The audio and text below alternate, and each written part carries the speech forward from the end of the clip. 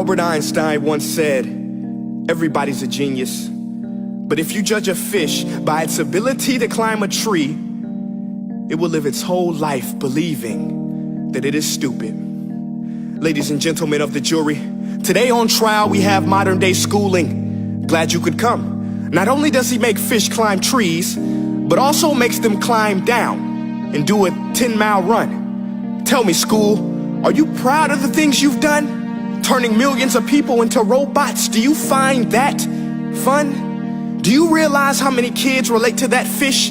Swimming upstream in class, never finding their gifts, thinking they are stupid, believing they are useless? Well, the time has come, no more excuses. I call school to the stand and accuse him of killing creativity, individuality, and being intellectually abusive. He's an ancient institution that has outlived his usage. So, Your Honor, this concludes my opening statement, and if I may present the evidence of my case, I will prove it. Proceed. Exhibit A. Here's a modern day phone. Recognize it? Here's a phone from 150 years ago. Big difference, right? Stay with me. Here's a car from today, and here's a car from 150 years ago.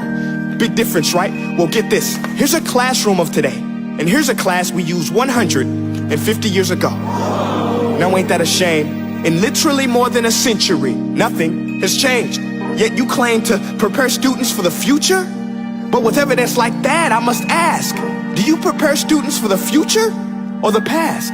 I did a background check on you and let the record show that you were made to train people to work in factories, which explains why you put students in straight rows, nice and neat, tell them sit still, raise your hand if you want to speak, give them a short break to eat, and for 8 hours a day tell them what to think.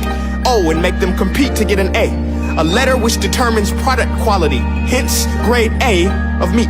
I get it. Back then, times were different. We all have a past. I myself am no Gandhi.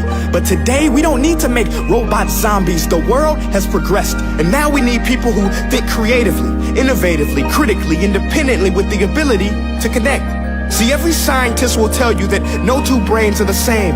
And every parent with 2 or more children will confirm that claim. So please explain why you treat students like cookie cutter frames or snapback hats, giving them this one-size-fits-all crap. Watch your language. Sorry, Your Honor, but if a doctor prescribed the exact same medicine to all of his patients, the results will be tragic. So many people would get sick, yet when it comes to school, this is exactly what happens. This educational malpractice, where one teacher stands in front of 20 kids, each one having different strengths, different needs, different gifts, different dreams, and you teach the same thing the same way? That's horrific. Ladies and gentlemen, the defendant should not be acquitted. This may be one of the worst criminal offenses ever.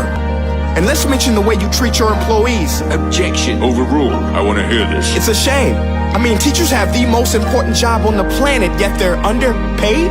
No wonder so many students are short-changed. Let's be honest, teachers should earn just as much as doctors, because a doctor can do heart surgery and save the life of a kid, but a great teacher can reach the heart of that kid and allow him to truly live.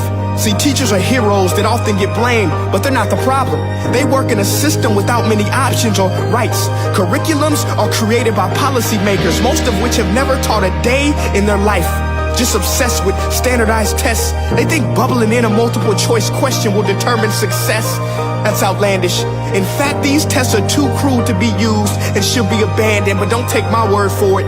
Take Frederick J. Kelly, the man who invented standardized testing, who said, and I quote, "These tests are too cruel to be used and should be abandoned." Ladies and gentlemen of the jury, if we continue down this road, the results will be lethal. I don't have much faith in school, but I do have faith in people. And if we can customize healthcare, cars, and Facebook pages, then it is our duty to do the same for education, to upgrade it, change it, do away with school spirit, because that's useless unless we're working to bring the spirit out of each and every student. Let's give every gift an equal chance. I know this sounds like a dream, but countries like Finland are doing impressive things. They have shorter school days, teachers make a decent wage, homework is non-existent, and they focus on collaboration instead of competition. But here's the kicker, boys and girls.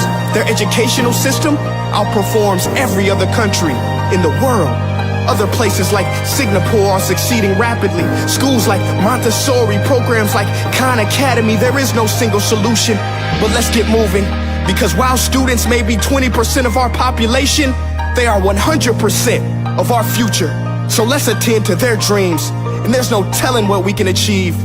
This is a world in which I believe, a world where fish are no longer forced to climb trees. I rest my case.